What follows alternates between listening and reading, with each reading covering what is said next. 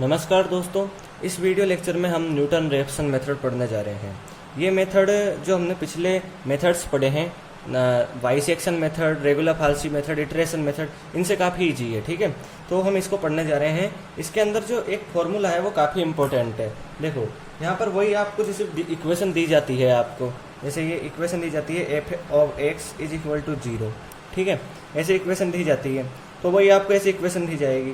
और यहाँ पर जो एक फॉर्मूला है वो काफ़ी ज़्यादा इंपॉर्टेंट है, उस फॉर्मूला को आप ध्यान रखना। ठीक है, तो वो फॉर्मूला होगा एक्स, इस फॉर्मूला को मैं और भी समझा दूंगा अभी, x n plus 1 is equal to x n minus f of x n upon f dash x n. ठीक है, ये फॉर्मूला होगा। और यहाँ पर ये ध्यान रखना f dash x n is not equal to 0, क्योंकि यदि ये 0 हो जाएगा तो फिर ऊपर इन्फिनिटी हो जाएगा। ठीक है, तो इस फॉर्मूला को आप ध्यान रखना।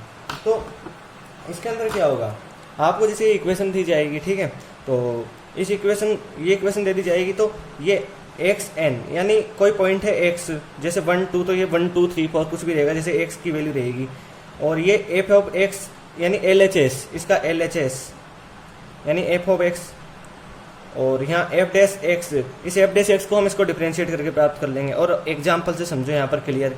ठीक है, तो यहाँ पर एक एग्जाम्पल दिया हुआ है, by using Newton Raphson method find the root of x4 minus x minus 10 is equal to 0 which is near to x is equal to 2 correct to 3 places of decimal. तो यहाँ पर कहा गया न्यूटन रेफसन मेथड से हमको find करना है, ये इक्वेशन दी हुई है। ठीक है, और यहाँ पर आपको पॉइंट भी दिया हुआ है। नेक्स्ट एग्जाम्पल में हम देखेंगे कि कोई पॉइंट नहीं दिया जाएगा, हम खुद पॉइंट फाइंड करेंगे। ठीक है, तो यहाँ पर पहले तो इक्वेशन को लिख लो, x4 minus x minus 10 is equal to 0।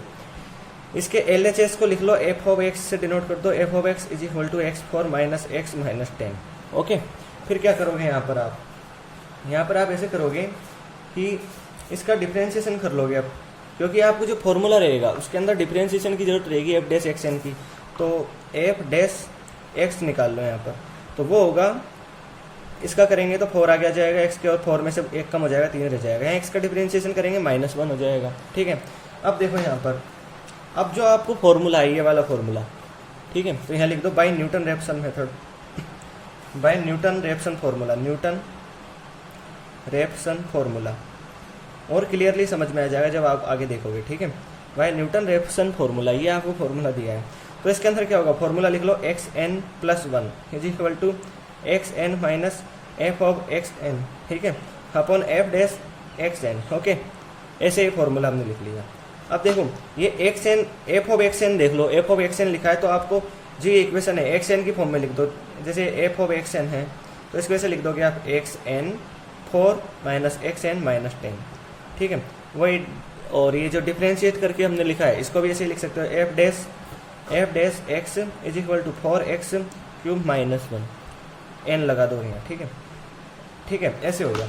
अब देखो आपको जो यहाँ पर वैल्यू दी हुई है, जो इनिशियल वैल्यू आपको दी हुई है 2 दी हुई है यहाँ पर, यानी इसको x0 से डिनोट कर सकते हो, x0 इज इक्वल टू 2 दी हुई है।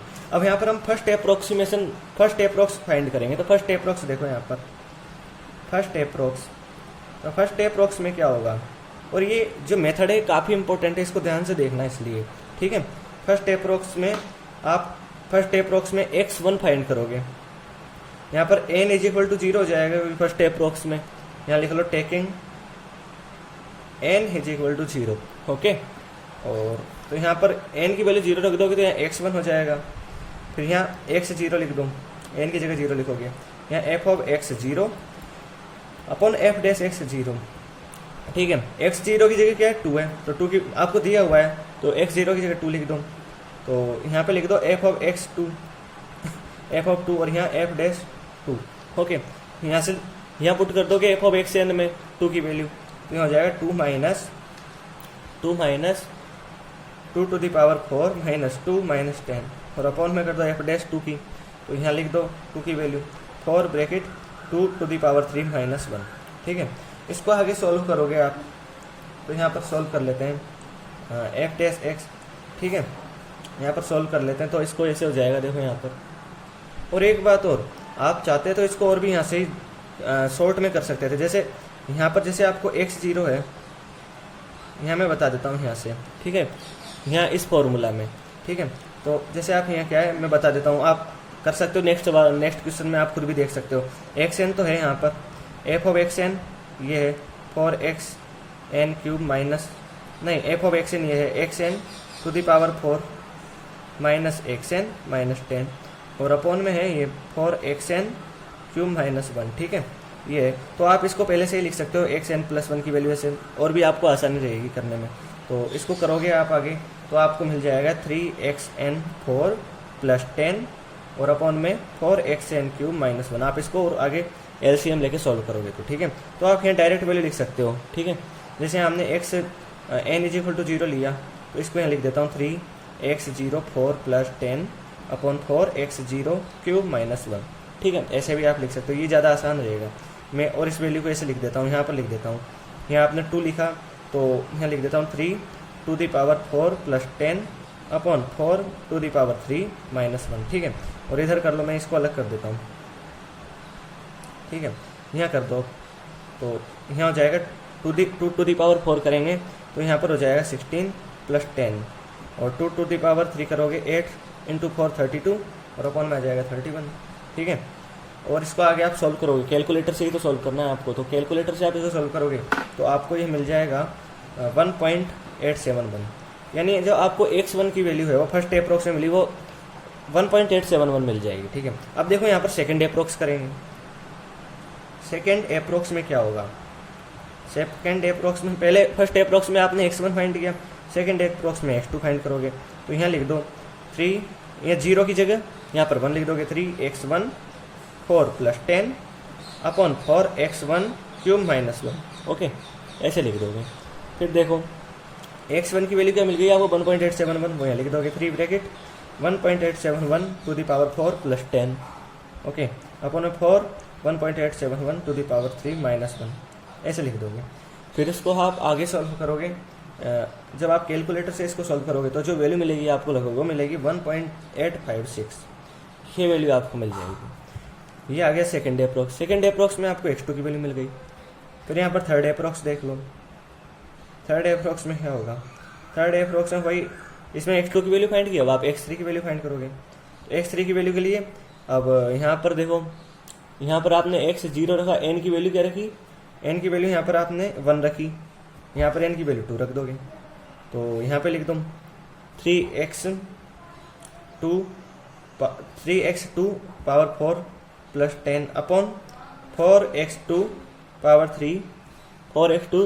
3 माइनस 1, ऐसे लिख दोगे, ठीक है।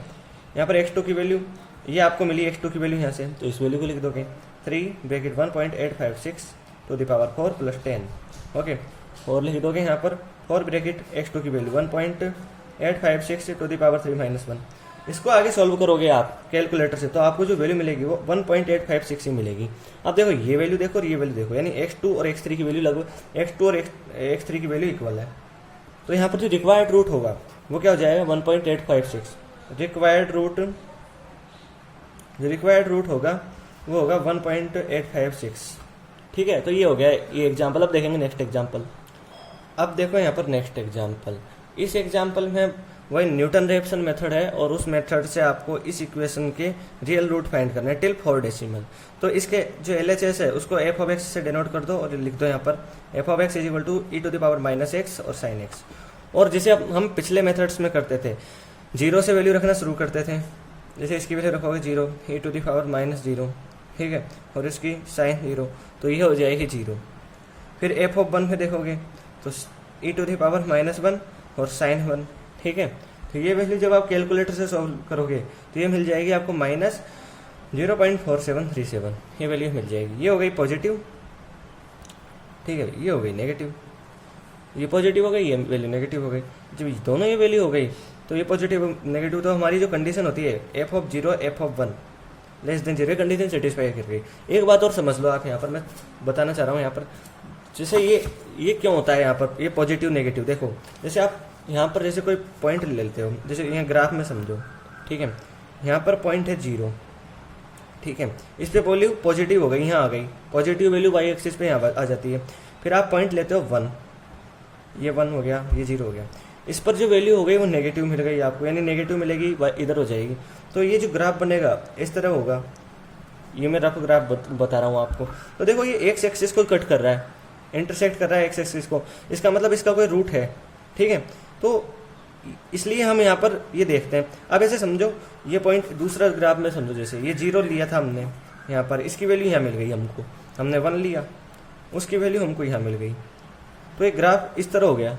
तो यहाँ पर तो एक्स एक्सिस को कट कर ही नहीं रहा, तो यहाँ पर रूट नहीं है, फिर हमको आगे पॉइंट रखने पड़ेंगे, देखना पड़ेगा कि ये कहीं और इंटरसेक्ट करता है कि दो पॉइंट्स के बीच में, तो ये हम यहाँ पर करते हैं। तो यहाँ पर देखो, यहाँ पर 0 और 1 के बीच में ये इंटरसेक्ट कर रहा है एक्स एक्सिस को, तो ये जो कंडीशन है सेटिस्फाई हो गई, ठीक है।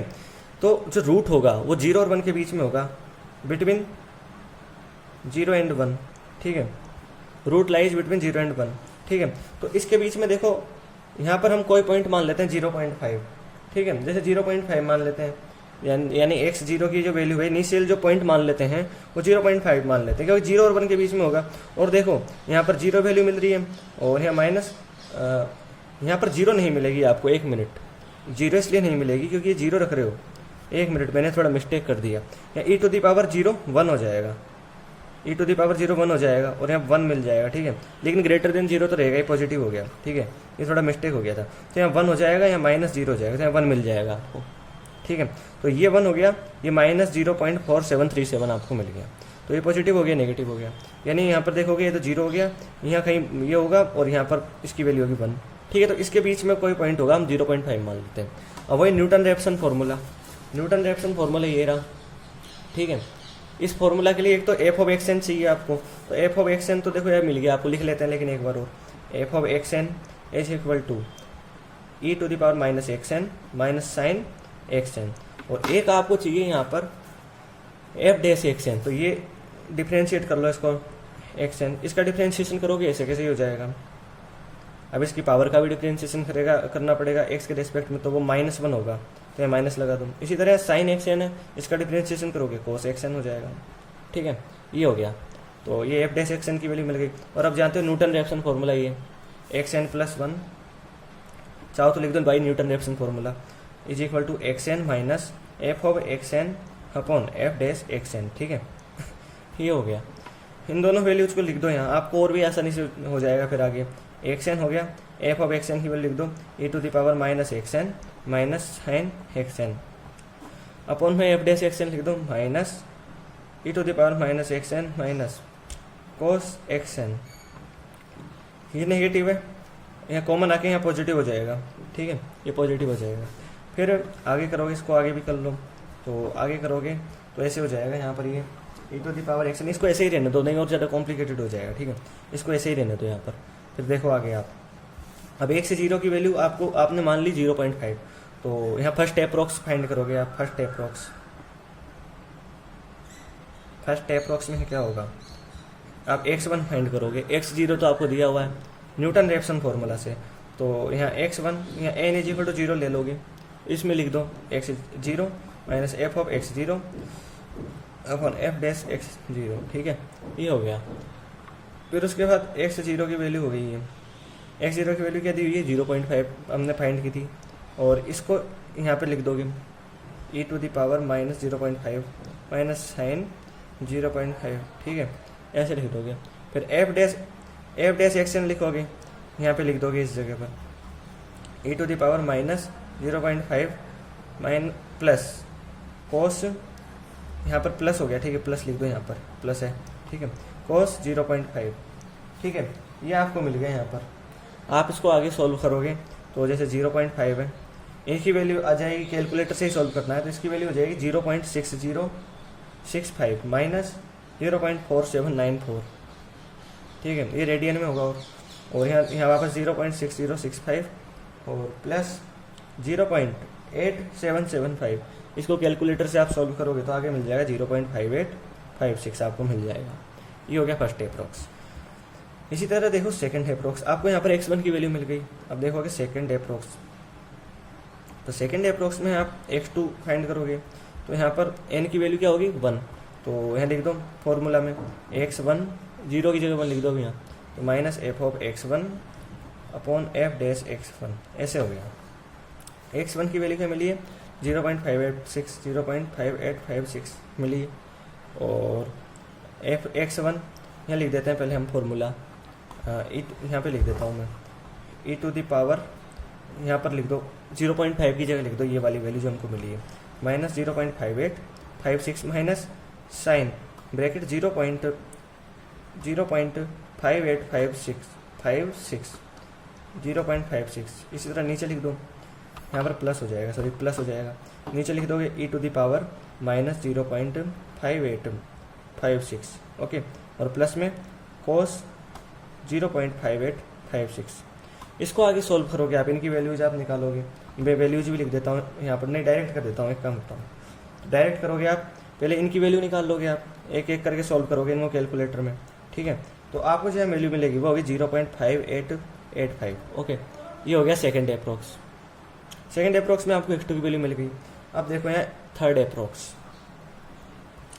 थर्ड अप्रोक्स में क्या होगा, देखो थर्ड अप्रोक्स में जब आपको x2 की वैल्यू मिल गई, अब आप n इक्वल टू 2 लो लोगे और x3 is equal to x2, यहाँ n की जगह 2 मान लिया तो x2 minus f of x2 upon f dash x2 हो जाएगा, ठीक है। इस वैल्यू को लिख दोगे आप 0.5885, ठीक है, और फिर यहाँ लिख दोगे e to the power minus 0.5885 minus sine bracket ये वैल्यू लिख दो 0.5885, ये वैल्यू हो गई, फिर अपॉन में लिख दोगे, यहाँ प्लस आएगा, ठीक है, प्लस लिख दो, प्लस भी लिख देना, माइनस 0.5885 हो जाएगा, ठीक है। इस तरह यहाँ प्लस कोस ब्रैकेट 0.5885 यहाँ लिख दोगे, ठीक है, और इसको कैलकुलेटर से आप सॉल्व करोगे तो यहाँ पर हो जाएगा 0.5885, ठीक है। यही वैल्यू आपको मिल जाएगी। इस वैल्यू को देखो, इस वैल्यू को देखो, दोनों वैल्यू एक जैसी है, यहाँ नहीं, यहाँ पर x2 is equal to x3, तो यहाँ पर जो रियल रूट होगा, जो आपको रूट मिलेगा वो हो जाएगा 0.5885, जो आपको रूट मिलेगा वो हो जाएगा 0.5885।